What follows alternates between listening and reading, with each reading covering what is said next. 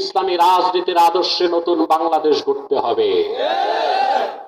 মিয়া যুগের পর যুগ তো ধোকাই খাইলেন।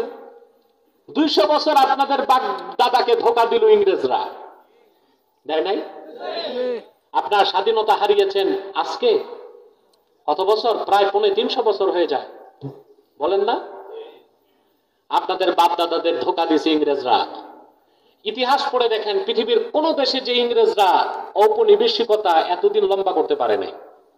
কোথাও 50 বছর, কোথাও 30 বছর, কোথাও 100 বছর। আমাদের পূর্বপুরুষকে ধোকা দিছে 200 বছর। তারপর ইংরেজরা পাকিস্তানিরা আসলো, তারা আমাদেরকে ধোকা দিল 23 বছরের বেশি, দেয় নাই?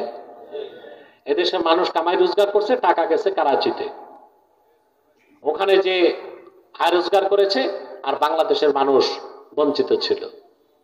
এরপর আপনারা 71 সালে দেশ স্বাধীন করলেন। দেশ স্বাধীনের পর কত দল ক্ষমতায় আসলো, কেউ জাতীয়তাবাদী, কেউ ধর্মনিরপেক্ষতাবাদী, কেউ স্বৈরাচার, কেউ ফেসিবাদ। কি পাইছেন? দেশ স্বাধীনের পর দেশ ছিল, হেনরি কিসিঞ্জার বলেছিল, তলাবিহীন ঝুড়ি। আর আমি এখন দেখি ঝুড়িবিহীন তলা। স্বাধীনের পর কি ছিল দেশ?